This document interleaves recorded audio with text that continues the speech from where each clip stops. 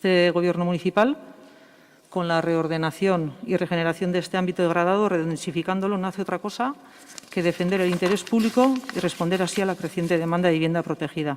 Se ha optado por la reducción de la edificabilidad destinada a usos terciarios y al incremento de la edificabilidad residencial existente, haciéndolo además mediante un modelo de intervención sostenible en la ciudad basado en el proceso de regeneración y renovación urbana de una de sus áreas más degradadas frente a posibles operaciones de desarrollo y ocupación de nuevos suelos no urbanizados. Se presenta un buen documento que destaca el rigor, el análisis e investigación llevado a cabo por el equipo redactor y el Departamento de Urbanismo en su proceso de valoración. Tras señalar el rigor científico casi de laboratorio con el que se ha realizado el proceso de catalogación en esta revisión del PEPUC, sería, sin embargo, pretencioso pensar que en el mismo no se hayan podido darse error alguno, tanto por los elementos que pudieran faltar como por los que pudieran quizás sobrar en algún caso. Por eso, entendiendo que cabría la posibilidad de errar, se ha previsto también en el PEPUC la posibilidad de enmendar, esto es, de excluir o de incluir elementos o conjuntos cuyos valores hubieran podido pasar simplemente inadvertidos. Y es por lo que tomamos el compromiso de, ya estamos regulando el Consejo Asesor de Patrimonio y, lógicamente, estaremos abiertos y flexibles a la consideración de análisis puntuales de aspectos sectoriales, como, por ejemplo, y como es lógico, del grupo de comercios a proteger, quizás y, lógicamente, en mayor medida. Bienvenida sea esa instalación, bienvenido sea el trabajo de Euskotren, de ETS, en hacer de ese aparcamiento un aparcamiento de bicis más útil y más intermodal para el que va a utilizar el transporte público. Nosotros hubiéramos querido que bienvenido sea una instalación como esas, muy buena, pero nos hubiera gustado que hubiera estado integrado dentro de la red de los otros dos aparcamientos seguros que hay en la ciudad, uno en la estación de autobuses que estoy diciendo y otro en la Plaza Pío X. Bueno, intentaremos que se haga en un futuro y seguiremos intentando abrir más aparcamientos de este tipo. Sabemos que es un aparcamiento que debería tener, que sería deseable que tuviera, y en ese sentido hemos trabajado con la empresa concesionaria para ver la posibilidad de que hagan el ascensor. Han realizado un proyecto, estaban por la labor de hacer ese ascensor.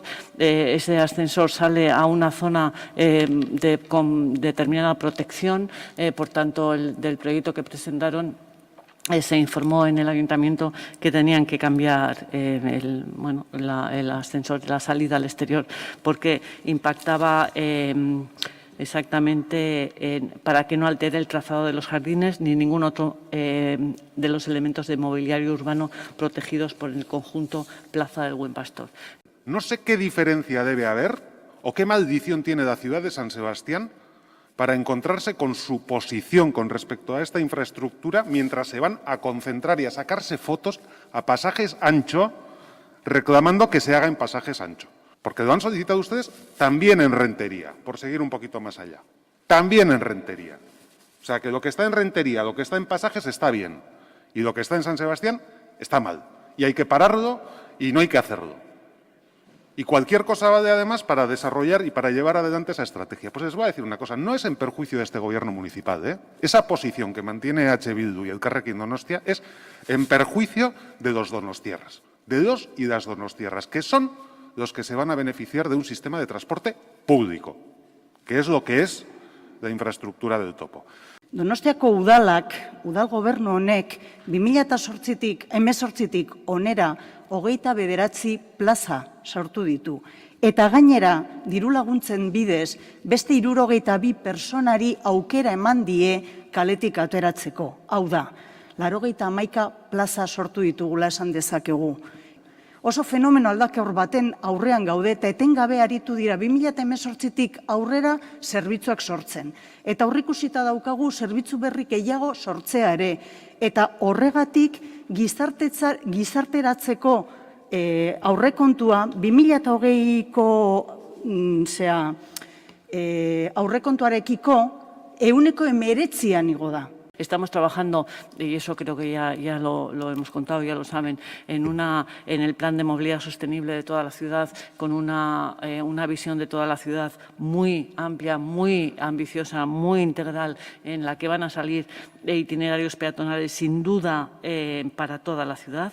En el presupuesto de este año van, por ejemplo, 9 millones para electrificar la flota municipal, 760.000 para el Bidegorri de la Concha, 550.000 para el Bidegorri de San Martín, 200.000 para aparcabicis cubiertos, entre otras cosas. Y en ese plan, ya digo, que es ambicioso y que nos está costando su tiempo porque necesita ese análisis importante, ahí van a salir todos los itinerarios peatonales que vamos a obtener, todas las peatonalizaciones que se van a obtener, todos los bidegorris que se van a obtener y por tanto, todas las actuaciones que iremos poniendo en funcionamiento o ejecutando a medida que haya presupuestos. Marruchipi es bueno para la ciudad.